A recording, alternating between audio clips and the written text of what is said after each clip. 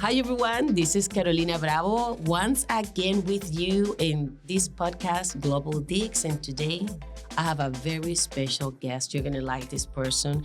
He comes directly from Italia. Well, actually, he doesn't come directly because he's still in Italia. Right, Francesco? So it is true. I'm currently in Florence. Exactly. He's currently in Florence, Italia. His name is Francesco Tesi, and he is a real estate advisor for the company Lionheart. But allow me to introduce you, and he's going to tell you a little bit more about him. Francesco, please introduce yourself. First of all, thanks a lot for having me here. It's a pleasure to be here and have this quick chat.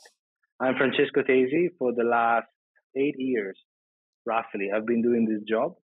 I have some academic background in financial analysis. And then I decided not to do economics purely, but do something with it differently. So I joined the team here 8 years ago.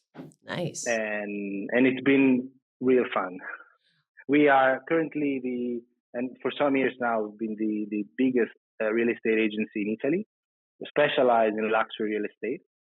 And we are both the biggest listing agent in Italy, but also the biggest company in terms of sales. So, I'm not sure whether it's nice to brag about results. Listen, in the USA, we love to brag about money. So yes, please just tell us that you are we're good. Okay. So fantastic. So our size of sale is like our 5 biggest competitors combined. This is exactly why you are here with us, because of the, market share that the Lionheart has. But something you were telling me off camera, which I think you should share with all of us, right? It's how does the CEO, which is Dimitri, how did he come up with the name Lionheart, which is the name of the company? Please share that story with us. It's a pretty fun story, actually. He first decided to set up the company and then said, okay, what am I going to do in terms of name and brand? And he has always had a fascination with a pretty well-known Italian character, which is Leonardo da Vinci. Who's that again? I'm sorry. Who? Just kidding. Never heard of that. But, yeah.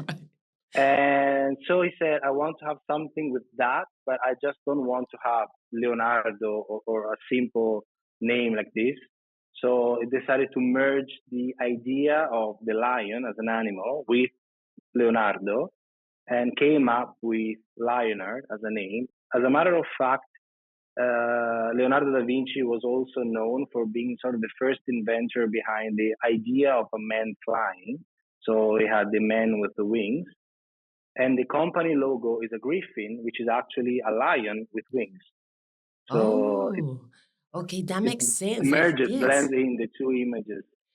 Great. Well, thank you so much for sharing that. Why I have you here today as a guest is because there's a lot of people right now with interest in purchasing real estate, not in major cities throughout the world, right? And not only New York, the USA, but also cities in Italy, right?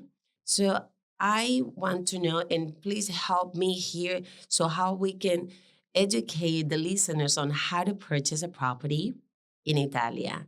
So let's start from the beginning, right? So let's say I wake up one morning and I want to go and eat, live my own Eat, Pray, Life version in Italia.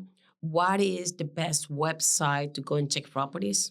Okay, I think that you just told us Lionheart.com. Remember? Lionheart.com is actually the main website you should look up to. And actually, again, our company is the biggest listing agent in Italy. So online, on our public version of the website, you'll find something in between 15 to 100 properties. So a couple of thousand properties. However, we have much more than that. So our database keep tracks of roughly 90,000 properties throughout the whole country, and we have between 8 to 9,000 properties available for sale. Of those, only roughly a couple of thousand are portrayed in the public version of our website. Then we have a secondary website, let's say, that Uh-huh. you don't need credentials. So you need to be a registered client with credentials to access to. And then we have the strictly off-market property.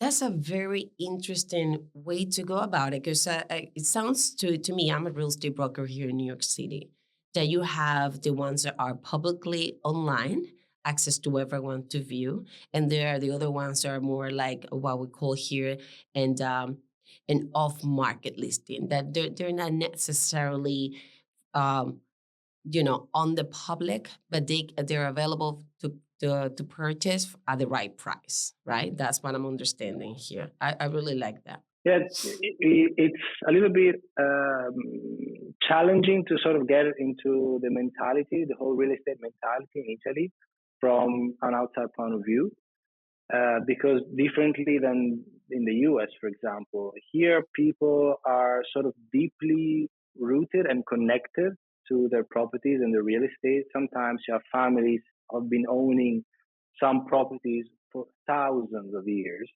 which is That's a which is a lot. lot of time. That's a long time. So sometimes people here don't want other people to know that they are selling some of their property. And that's why some big names, some big families frequently choose or ask for their property to be dealt with in a more off-market way, or at Yes. least not out there in the public, Yes, actually that which makes total sense. It happens here, especially with pre-war co-ops on Park Avenue. They usually trade not even ever being on the market, not even a single day. So I understand completely why would that be the case. If I want to, as a seller, remain private, I want therefore to keep the transaction private. But so what else would you say to someone who is not an Italian resident and wants to purchase, but to understand what buys me what? So I'm giving you a budget, right? Let's say that I have $5 million and I want to go and buy something in, let's say, Tuscany. What does $5 million buy me? And I know, listen, just an example here, but this so just people get an idea of what kind of money they can well, use. Okay, allora. it's a challenging question. Uh-huh. It depends. It really depends. But first of all, if you as a foreigner want to buy in Italy, you have to take into account that there is no sort of discrimination between citizens or non-citizens, residents or not residents. Okay. Apart from very, very rare cases, actually not because of Italy, but because of their own countries, such as Australian people. Since Australia put a law saying that you can only buy in Australia Right. if you're becoming a resident, then in Italy, in terms of reciprocity, they impose the same sort of regulation. But apart from that, you can purchase whoever you are and from whatever country. As a U.S. citizen, you are free to purchase in Italy, and you are being treated the same as an Italian person. Okay. Maybe you have some differences if you choose not to move your residency to Italy in Right. terms of some tax discounts, but we are talking peanuts, really, not nothing Okay. major. Then again, the other thing is how much time you're planning to spend in Italy, of course, because Right. as a non-resident, you have usually up to 90 days that you can spend in the country. If you're non-resident, non-Schengen, for example, the US. Mm-hmm. However, if you purchase a property, it is pretty easy to apply for residency. It's called elective residency, and you only Oh, have to wow. prove to the country that you are not a burden for the country itself, so that Right. you can support yourself. So you have to prove that you have a place to stay, Right. therefore buying a property. Okay. You can look after yourself, so you do not have to work in Italy to live. So you have to move, I think, $60,000 on a bank account to say, you know what, I have this money. Right. I can pay for my own bills and my groceries, Yes. and that you have an international health insurance. So Okay. you prove those three things pretty easily, and then you can get an elective residency, and you can stay as much as you want. I mean, I find that to be fair enough. If you know, I always think of countries as a house, right? Because I'm a real estate broker, so I'm always thinking in terms of real estate. And I think that if I'm going to open the doors to my house, at least the very least you can do is, prove that you can do something around and take care of your own needs, right? So I think that that's fair enough. If you buy something, therefore you can apply for elective residency, I believe is what you just said, right, Yes, exactly. Francesco? But going back to what kind of money buys me what? So if I have $5 million, what can I buy with $5 million in I was Italia? circling around that, talking, Okay. You, saying something else, I knew you were gonna not to come. be the straightforward. I knew you were gonna come back to it because you're a numbers guy. Which listen, always is the best when we have a finance guy that interested in real estate industry. So yes, so tell me what can It's we get? really, again, I'll go back to the it depends Oh, okay. answer, Okay. because I've seen one bedroom apartments in the city center of Florence going for 5 million, Yes. as well as complete farmstead in the Chianti region in the countryside. So, of course, the most desired locations, as you know, as you say in the US, location. They Yes, go that's right. for pretty high, you know, high valuations per square meter. Actually, for example, the city center of Florence is progressively getting harmonized in terms of the valuations to the city center of Milan, Rome, but similarly to London or Paris nowadays. Oh, wow. So that is the price range for a prime property in a prime location in the city center of Florence. You get to spend around 20, 30, 40,000 per square meter nowadays. Of Wow. course, I'm talking square meter, not square feet. Yes, yes. And thank you. Despite Thank you having for lived making in the that US, I clarification. am still a little bit. Yes. Thanks for that If clarification. you divide by 10, you're Yes. sort of there. But you can get a nice farmstead in the countryside for 5 million, something very beautiful with a nice plot of land around you, or a Right. beautiful second home by the seaside. Yeah. Actually, speaking of second homes, and that brings me to my next question. If I want to buy a property to rent out, so this would not only be a second home slash vacation home, but also an investment property for my portfolio, right? So I want to buy just with the goal is to buy this. I'm going to maybe fix it up a little bit, and then I want to rent it out. Would So you you'll be one of the 80% of my clients last year. Okay, well, fantastic. I want to hear It's about these pretty clients. common. Okay, so first of all, there are many regions in Italia. As an investor, as a real estate investor, I want to buy where I can be easily renting it out, throughout the year, right? So, just based on that, what would be the best locations for a real estate investor to purchase in Italia? So right now, if we're talking, numbers, Yes. Tuscany is still the region that attracts most of these investments, and it will still be most probably the region where to head Oh, to, wow. because the span of the it's less seasonal. So if you want to rent it out and enjoy it yourself, you can rent if you have something in between, for example, a city and the sea in the countryside. You can enjoy it during winter time, springtime, summertime, fall. It's always beautiful, and you always have also tourists. Yes. Florence, for example, had 11 million tourists at its peak.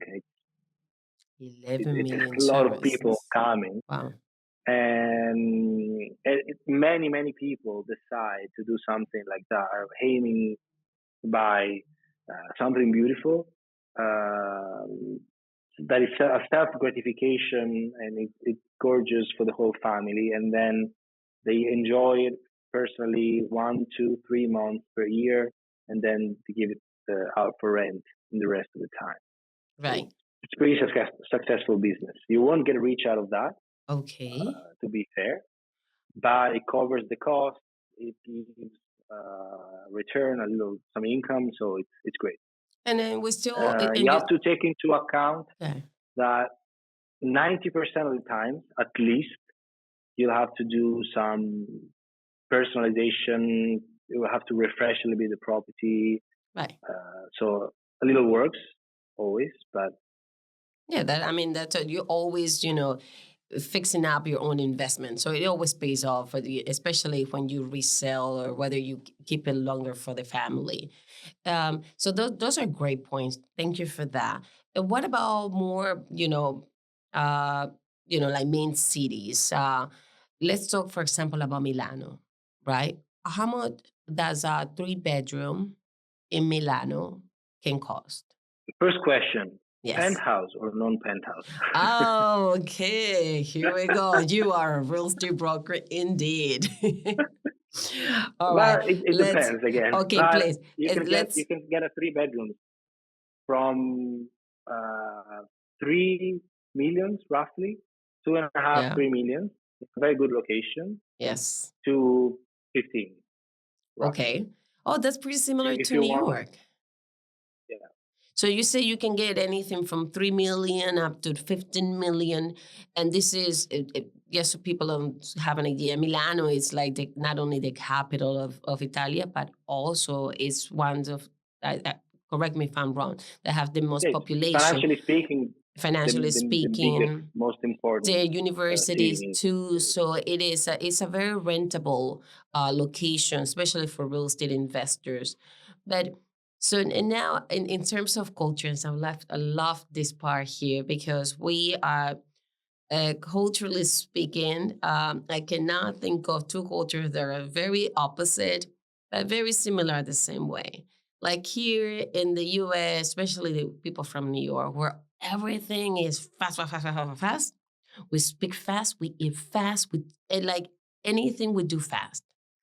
And then we have to, if we invest in Italia, then we have to slow it down, right? Because you guys are known for il dolce far niente, which means the sweetness of doing nothing, right? La dolce far niente. So, culturally speaking, what would you advise us Americans who go there 1,000 miles per hour? And you, since you're very Italian, Francesco, please tell us what would be your advice in that department? So You took a deep the breath. first thing I think is it's tough to to answer with a straightforward answer to your question, because it depends how you want to cope with the difference and if you want to cope with the difference. If you go to Milan, for example, from New York, you will find more or less an environment that is more in line to what you're used to. Maybe not 1,000 miles per hour, maybe 800 miles, Okay. but it's still a very international city, very fast, very active, a lot of business, a lot of things going on. Then if you're moving to Italy because you aim at a different lifestyle and you want to change life a bit, or you want to enjoy your life a little bit more, then probably you would like to shift and move and enjoy a different sort of experience. At that point, I'll say that if you land anywhere between northern Italy, central Italy, you'll find overall an atmosphere and environment that is still sort of compatible to your mindset, Yes. even though with a different rhythm. Mhm. So things are overall, even here in Florence or Rome, pretty efficient. And even, and again, we are doing this conversation pretty straightforward. And Right, we know right. that there is a lot of, chatting Variables. about the south Yes. of Italy and the differences, the cultural differences. Yes. But to be fair, the main areas in the south of Italy are still very international and very very compatible to sort of life, Okay. to the quality and standard that is international people are used to. So if you're going to Capri, You're going to find a very tidy, clean, nice place. But in Mm-hmm. general, these are places that push you to sort of enjoy your life a little bit more and take your time in doing things. Everything has a different pace. If you want to, for example, renovate a building here, it's not like New York. You send in your paperwork and you start right away. Here, very frequently, you're dealing with historical buildings. So you have some heritage committees that you have to deal with and talk to and Right. negotiate the modifications you want to implement. So there is like a introductory period that might last 6 months, 7 months, in which you have to refine your projects and rediscuss them with the local authorities. So there are some things that are done differently and with, let's say, a different pace, but Right.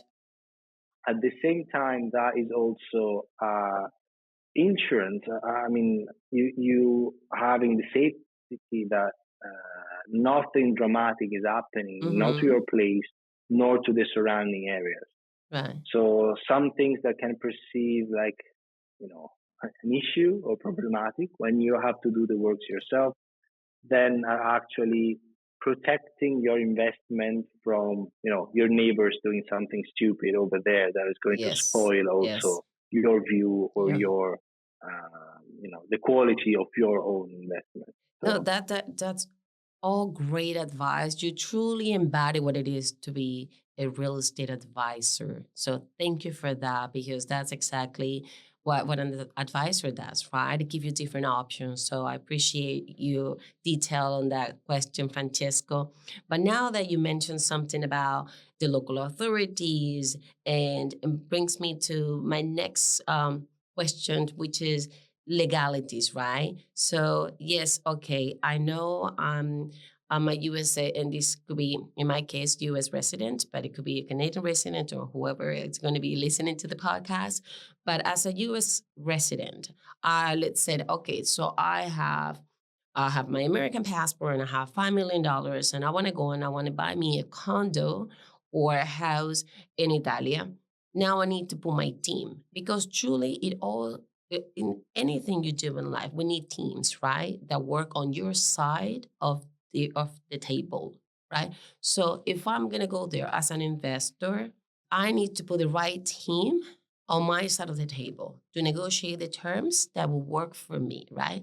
And that includes my own real estate agent, meaning someone who represents the buying side of the transaction. I also need my own inspector. And this is a question because I was reading an article and I'm not sure. I would always highly recommend to have your own real estate attorney. But in terms of putting your team together, is there something else that you would advise? Like, I mean, I see sure. you. I mean, you've done great transactions there. Tell me about what would be a successful team on the buying side. Okay, not selling, but Let on the me buying. let me first make a distinction Okay. between what is advisable and what is legally mandatory, Okay. because those are two different things. So there are Yes. things you have to do and things that are not strictly necessary Right. Right. but are advisable. Uh, First of all, I'll take a step back, and we were talking about our company before, Lionheart. Yes. And let me say something like most of the real estate company agencies all over the world are structured in a way that you see a listing online. You, as a client, you inquire for that listing. You are introduced to the Yes. listing agent of that property. As a company, we decided that was not sort of the best customer experience or what we wanted to create. So as a company, we are absolutely and completely divided Okay. into two different teams. There is a whole part of the team that is just composed of listing agents, only doing the market scouting, looking for new properties, putting them on the market. And then the rest of the team is that buying agents only. These We do these in order to avoid, let's say, conflict of interest. So when, as a Yes. client, you call the company, you're never, even if you're inquiring for one specific property, you're never being introduced to the listing agent of that property. You're being introduced to a buying agent Yes. inside the company that will do your best interest. And if that is not the right fit for you, he will not push you to buy that property, because whatever property you buy, he's being paid the same. So Right. he's not Right. being paid more because that is in his listing. And that's sort of the first bit, because we are not required to do that. Legally, here agents do double representation. Yes. However, we decided to do that in order to create a more favorable environment Yes. for buying Yeah. buying clients and investors who feel that they are fairly and better represented. Secondly, for example, you talked about legitimacy and compliance of a property. You briefly Yes. mentioned that before. By the law, it's the seller's duty to provide a sworn technical survey that testify and prove the compliance of the property. That is the legal requirement. However, we usually suggest buyers to appoint a third-party independent Mm. professional in order to run technical due diligence. Usually, it's better to appoint a person that has specific knowledge on that kind of property, because here the market is very vast. So if you're buying a listed, protected building with historical features, it's better to hire somebody who has experience with the best practice when it comes to heritage committee and protected buildings. If it's a farmstead, you better hire someone who knows farmstead and countryside, and that's why we have a Yeah. list of usually suggested professionals, and we said, a few phone calls, and you can sort of choose the one that is sort of best for you. Yes. Thirdly, in Italy, and this is a main difference between Italy, for example, and the US, there is a figure that is the notary that is Mm-hmm. completely different from the US. Here, a notary is not a clerk from UPS putting a stamp on your signature. Okay. Here, he is a direct representative of the state. Yes. So pretty much the same level as a judge. Oh, wow. They Okay. have to sign the contract. They represent the state. They are the highest form of guarantee, and they have legal responsibilities on the contract. So the notary is the person who is going to double check the title and all the legal issues behind, let's say, the Right. real estate title and the property. And the notary is appointed by the buyer. Okay. So, but it's, So go ahead. so that is very important, because many differently than the US, that you pretty much necessarily or almost necessarily have to appoint, let's say, a real estate lawyer, Yes. attorney to Yes. complete the deal. Here you have to appoint the notary. And then in case there are some issues or specific things that need to be solved, because sometimes, frequently, we are talking about real estate purchase, but actually it's more complicated than that. Sometimes Mhm. you are buying the shares of a company Right. owning a real estate property. At that point, you of course need to run also a due diligence on the taxes Yes. and the legal aspects of the company. At that point, you necessarily and definitely have to hire a tax and legal professional.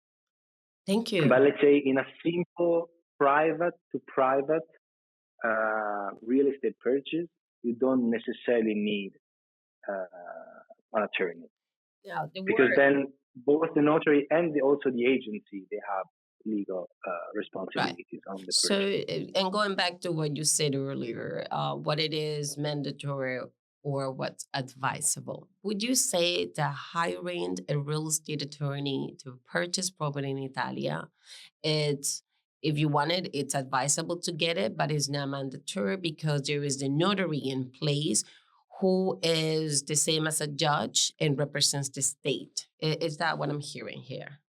the hiring a good lawyer can be advisable. Okay. However, you have to be careful, and this is really suggestion made with an open heart. Um, since the lawyers are not strictly necessary, what I've encountered at times is the fact that they have to justify their fees. Right. So I have seen lawyers slightly pushing a little bit and taking advantage of the fact that somebody was buying from, from a foreign country in order to make things more complicated, to, extend the length of due diligence processes in order to, bill more hours. So that is something that should be taken into account. And with that, it's better to hire a good lawyer with a fixed rate, a fixed fee, rather than billing hours. Well, that was a great advice, because can you imagine? I'm thinking, because especially U.S., residents, well, we are very used to always having an attorney on each side of the table. So, but imagine going and hiring an attorney, and next thing I know, he's charging me for 1,000 hours. and then I realized, okay, wait, I can no longer afford the property because now I have to pay the attorney. That would not be ideal. But before I let you go, Francesco, I do have to ask you this, because I haven't seen it all over the place, and I really want to buy me a few properties of these. Where can I find those $1 properties in Italia? Well, this is a trick question, and as I usually say, when something is too good to be true, frequently it is not true. However, so you can find these listings for $1 properties. However, you have to commit to a certain level, certain amount of renovation works. So it's not actually $1. It's few $100,000. So what you're saying is more like a scheme. It's like for $1, but you end up with having to renovate a pre-war building that it may cost you $10 million. So it's not really, not necessarily in that scale, but that is more or less yes. You have to commit. Right. So they are there, but it's not for everyone, unless if you like big projects, if you're into, renovating things and renovating things, and then this might be your kind of property. But for most of us who are looking to go and buy, the best that Italy can offer in terms of real estate, and then that's how we should be looking elsewhere, it sounds like. Okay, so thank you again. It depends on how much time you have to give as well. Oh, yes. Time, exactly. Yes. If time is precious for you, time is everything. So, Francesco, please tell us a few last words where we can find you. To everyone that is listening, where can we find you? Well, you can find me at www.lionheart.com. So this is our company. This is where I am. And one last thing. Please do. Since we were talking about how precious is time, and how to sort of the fact that most of our clients want to buy a pleasure and not a headache. Yes. And sometimes doing big renovation works in Italy can be complicated. Oh, I can imagine. A few years ago, we had to set up a whole division inside the company only focused on post-sale services and renovations.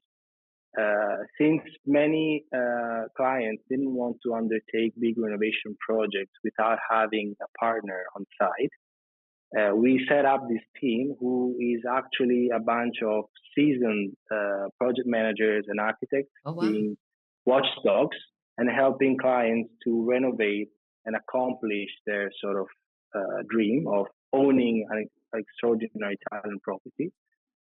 And so that makes a lot of difference, because sometimes you can find a depleted but yet beautiful castle, and then you're scared of going into like 3, 4, 5 years of renovations. But then we can help you out in making this happen. That's a great service to have available to us. If we decide to go and move to Italy, which I'm sure that most of us do dream to move to Italy one day. But again, thank you for your time, Francesco. This has been Global Dicks with Carolina Bravo. I will see you soon. Ciao. It's been such a pleasure. Ciao, Carolina.